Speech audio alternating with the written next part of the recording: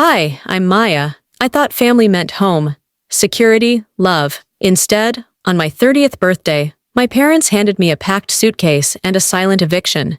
No thank you, no goodbye. Just a cold command. You're too old to freeload. But here's the twist they never saw coming. I paid their bills, I covered their debts, I kept the lights on, and somehow, I was still disposable. But the worst part wasn't being kicked out. It was realizing I'd been used for years, and I never even saw it coming. Which country are you watching from? Let me know in the comment below. I like connecting with people from different countries, so do well to represent your country. The house felt wrong the moment I stepped inside. Not just quiet, suffocating. The kitchen lights buzzed overhead, casting everything in that pale, unforgiving glow. Dinner was already on the table. Meatloaf, canned green beans, boxed mashed potatoes. I hadn't even taken my coat off before Dad barked from his seat. "You're late!" I set my small birthday cake down on the counter. $20, vanilla frosting. "Happy birthday," written crookedly in red icing. The only celebration I'd bothered to arrange for myself. "Worked late," I said, voice flat, no apology.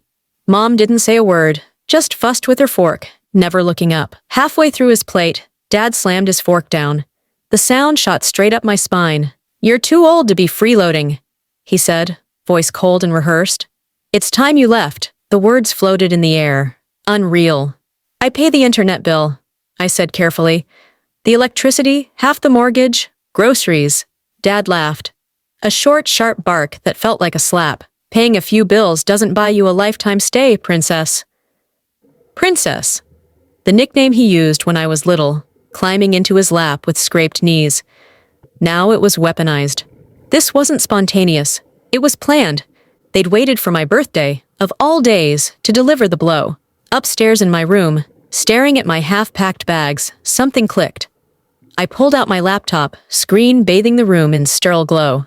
If they wanted me gone, fine. But they would finally feel what it meant to lose the daughter who held their world together.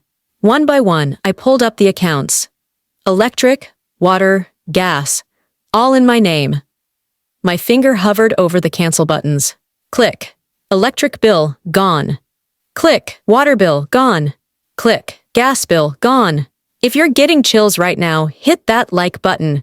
Because this is where everything changes.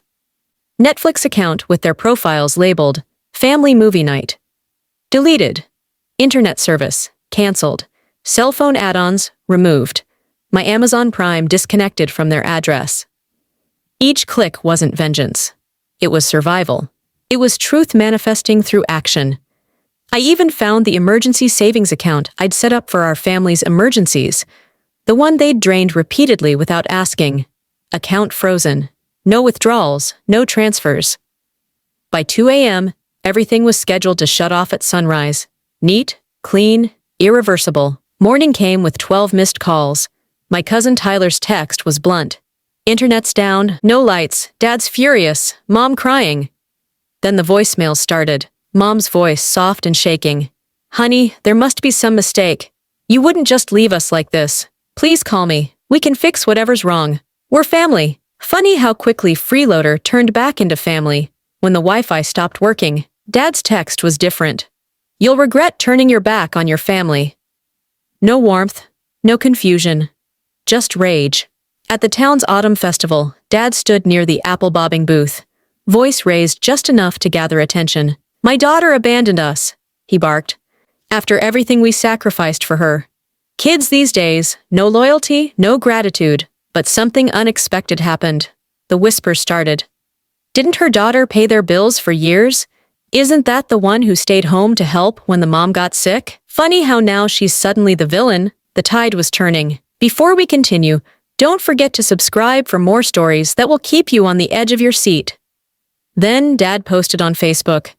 "Some daughters are raised to be grateful, some turn into snakes. After everything we sacrificed, our daughter left us sick, starving, abandoned. Pray for us." The post exploded. 100 comments of judgment from people who barely knew me. But I had something they'd forgotten about. Proof. I spent hours scanning documents, organizing files. Every receipt was a memory. Every memory a blade cutting away whatever pity I might have felt. Years of utility payments. All in my name. bank statements showing mortgage payments from my account, emails with landlords about repairs I'd funded. When I finally posted the truth, it wasn't angry or emotional. It was clinical, devastating. The response was immediate. Stories poured out from neighbors who'd seen more than they'd ever admitted. I remember seeing her shoveling their driveway alone at 16 while her parents yelled from the porch. He always bragged about never paying a cent for household bills once she got her job. Dad tried to counterattack. We all have misunderstandings in families. My daughter exaggerates for sympathy. It backfired instantly. People weren't buying it anymore. Just when I thought it was over, came the knock. A uniformed officer with a manila envelope. You've been served. Civil suit. Dad had filed charges against me. Theft, emotional elder abuse, financial abandonment. A tantrum dressed up in legalese. But I was ready. I filed my own countersuit, outlining years of financial manipulation under emotional coercion.